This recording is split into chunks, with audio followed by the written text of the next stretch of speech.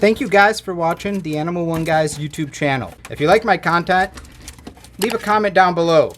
Ask me questions, let me know what you liked about it. And hey, click on the little like button. But please, if you want, go ahead and subscribe, because it helps my channel out. That way you can stay up to date with all my videos. And if you want, click on the bell icon to get notified. Right?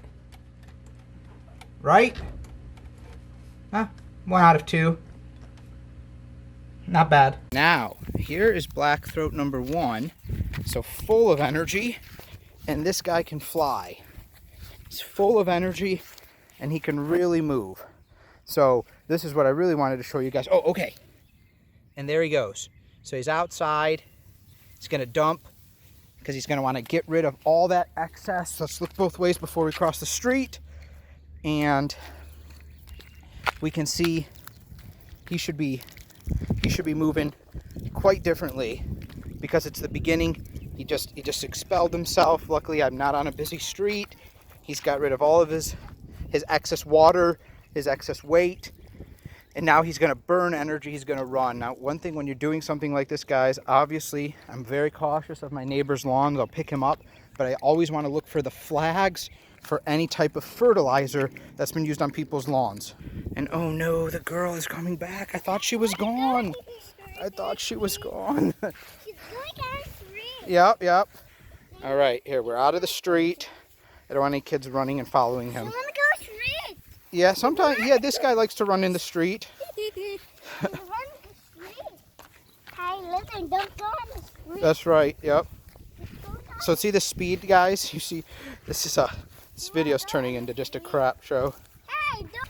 Okay, the mom finally came and got the daughter. Thank goodness. I love kids, guys, but I'm trying to do an educational video. So here's the interesting thing. Black throat number 2 would always run for the bushes in front of the house. Black throat number 1 does not. He runs for the street, which is really interesting. So black throat number 2 runs for cover, and black throat number 1 runs for the open flat land where he can really get some speed. It's very interesting, the difference of behavior between the two.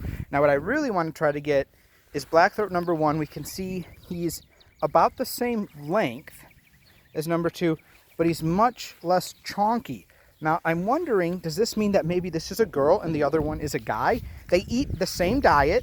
They eat roughly the exact same amount of food. Sometimes it's hard when it comes to bugs, right, guys? They're different sizes.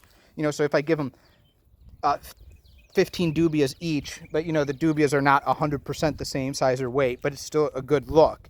But they get the same amount of mice, the same amount of meat when I feed something else. Now we're going on my neighbor's lawn.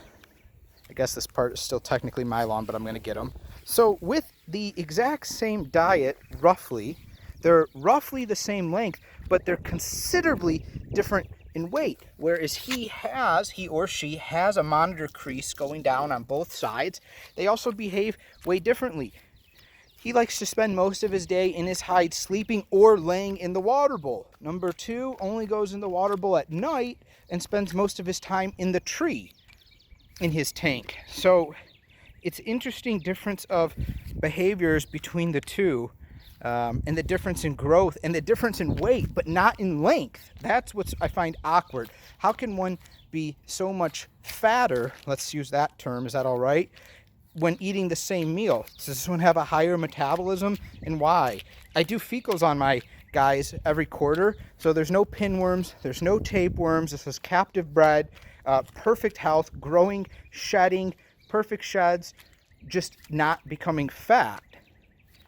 You know, this is like the people who can like look at a slice of cake and gain 5 pounds, and then the people who can eat that slice of cake and lose 5 pounds. This one just has maybe a higher metabolism. I do a difference in lighting between the two, whereas black throat number 1 here gets primary heat and UVB from a 160 watt mercury vapor bulb, and then has a ceramic heat emitter to supplement and watch his nighttime temps. Black throat number 2 gets primary heat from a 150 watt ceramic heat emitter, and then is getting his UVB from a tube and from a CFL. I've shown you the tanks and everything like that. Look at this bumblebee. Get the heck out of here. So is there a difference in the UVB? You know, the meter, the solar meter reads the UVB. They're both in their correct spots. Their ambient air temp is correct and their basking temp is correct. It's all roughly the same, but they're getting UVB from a different source. So is there a difference there? I don't know. They both go to the bathroom very healthy. They both digest their foods. There's just a difference in growth. Ooh, okay. What we're looking at here is looking at some climbing behavior. Let's bring him to the front to the tree. So I brought him to the tree. This guy has absolutely no desire to climb the tree. Although I can tell you, this is his second time outside ever. And the first time he climbed this tree all the way into the top area. That's a freshly planted tree that the city did last year. So I can reach any branch he can get into. But yeah, he likes the street. He wants out of the grass. He wants, you know, full grip and full running. Very interesting difference behavior for sure. Look at the speed. And the problem is I'm winded after I start sprinting with all of them. That little girl just kept walking Simba up and down my driveway on his leash, and I was losing it. So one thing too, guys, when you want to know how tame the lizard is, you want to check its sensitivity to being pet. So although I'm running them outside, and I can pick him up, and he doesn't look like he wants to bite me, that doesn't mean he's in a good mood. Now his pupils are not super dilated, which is nice. But let's see what happens if I pet his head. Will he get mad? Will he open his mouth? Will he even sit still for me to do that? Let's find out. Oh yeah, see that? This guy, look at him trying to bite me. See how he's turning his head? We're just not there yet. He's not decent. Oh, I love seeing his windpipe open, the valve inside his mouth. It's just so awesome. But yeah, see how he opens his mouth? He's naughty. If my finger were to go in his mouth, he would clamp down. He would inject me with his venom. And then in about 45 minutes, I'd be feeling real bad. And this is why you have to be safe. Now, I have no fear he's not going to bite my toes while he's running around. He's not going to probably just whip at my hand, but I don't know.